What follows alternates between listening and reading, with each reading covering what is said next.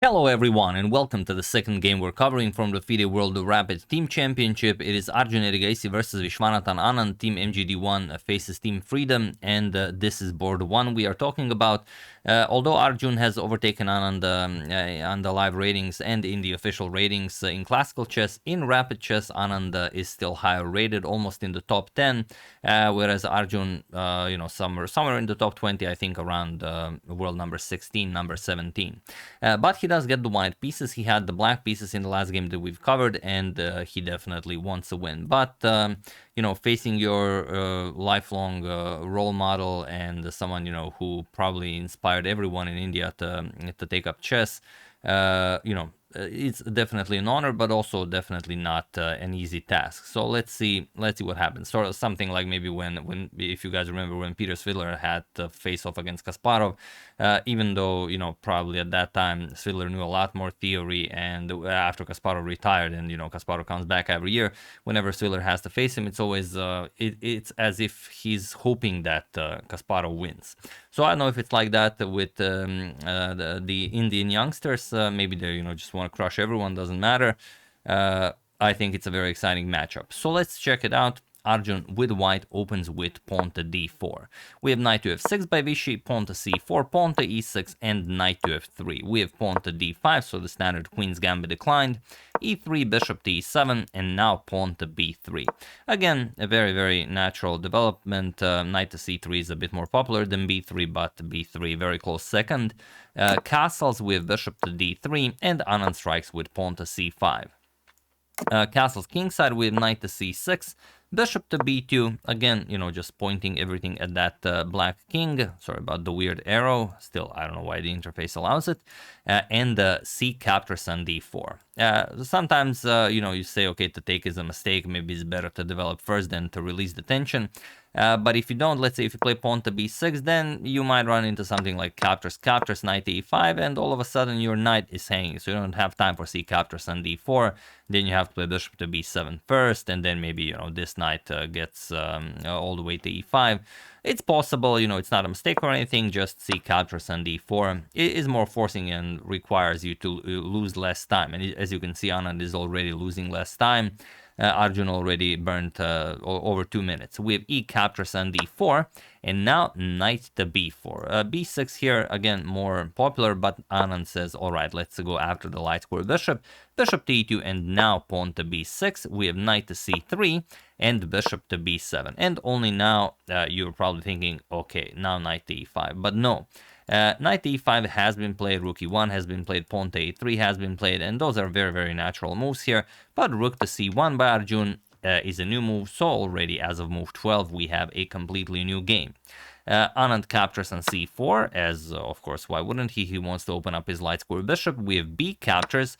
Now Arjun with a strong presence in the center. Once this knight is kicked away with a3, d5 will create a passed pawn, and something that Anand will definitely have to watch out for. We have rook to c8, knight to e5, and now knight to d7. Immediately challenging the monster on e5. Knight captures, queen captures, and pawn to d5. Arjun creates a passed pawn, or rather will create a passed pawn at some point. We have rook f to d8, pawn to a3, chasing away the knight, knight to a6, and now you could continue developing with something like rook e1 or h3. Arjun starts with knight to e4.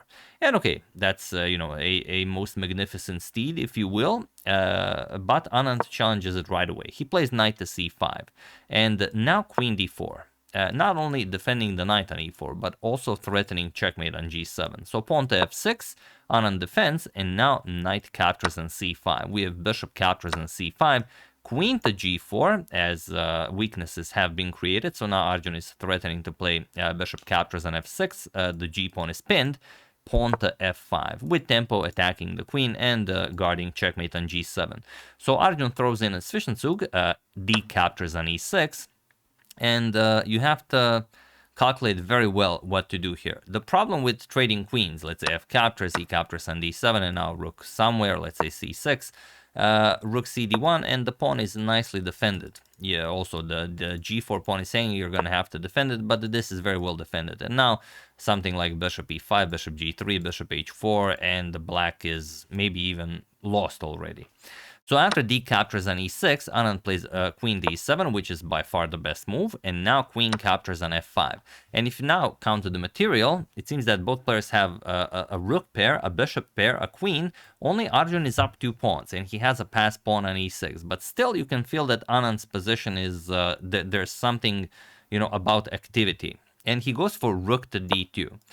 Seemingly winning a piece, but not really, as Arjun defends it with a tactic. He plays bishop to d3, and now if you capture the bishop, of course, queen to h7, king f8, and queen to h8 will be checkmate. The pawn is covering the f7 square. So here, g6 is played, and now it's very, very complicated. It's hard to even say which side you prefer. Both players have a beautiful bishop pair eyeing the opponent's king. Both players have a very active queen. Okay, Anand's rook on d2 is definitely more active than the rooks on c1 and f1. But what would you play here? Interestingly, there's only one move that does not lose the game for Arjun. Not winning, but doesn't lose. What do you play here? So the move is queen to f7 check. That's the only way to do it. You have to trade queens and then save your bishops. And then after, let's say, captures, whether the king captures or not is of less importance, and then you play bishop c2. You stop, the loss of material, and then you play bishop c3, attack the rook, consolidate, put the rooks on open files, and you will fight this on. And yes, you're still up a pawn, but your position is not as active as black's position. So that is the only way to do it. But after g6, Arjun played queen to e5, which it's hard not to play this move. I mean, you're threatening mate in one, but he missed one very important thing. And the thing about, I could ask you to pause the video here, because I know you know what black's next move is, but that's not the point at all. The point is what comes after it. So try to find black's next move plus the continuation, and then you will, definitely have maybe, future in competitive chess. Have at it while I give you a couple of seconds.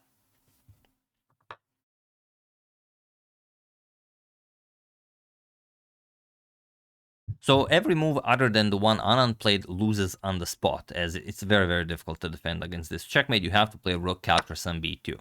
Now, it's not that this move is difficult, it's what follows. Queen captures on b2, and now queen g5. Okay, probably you saw this move as well, as it threatens checkmate, but this is the important one. Pawn to g3, now you have to find the move, and maybe some of you already found the next move when you decided to go rook captures on b2. Maybe you didn't, but in case you haven't try to find it now. I'm not going to ask you to pause the video because you have your own hands. You can pause it whenever you want, so probably you already have. The move is queen to g4. That is the move. And now you can see the problem. Weaknesses have been created, and there is no stopping checkmate on g2, whatever you play. Arjun found a very, very interesting idea. He played queen to f6, and he burned almost all of his time. He's down to 16 minutes on the clock. And now you might even think, okay, let's just play queen h3, and there's no problem. No more checks, no more nothing, but you hang the bishop here. And also, even if it wasn't there, you have queen f6 to worry about, so there's no reason to ruin your game like that. Anand played rook to f8, he cut off the queen completely, pawn to e7, and now Anand just plays rook captures on f6. He allows the queening of the e-pawn, e8 check, bringing a queen into the game, rook to f8, and now queen to e2, hoping to get a queen trade, but just bishop to f3 by Vishy, and he was in this position on move 31 that Arjun Erigaisi resigned the game, as there is nothing more to be done here.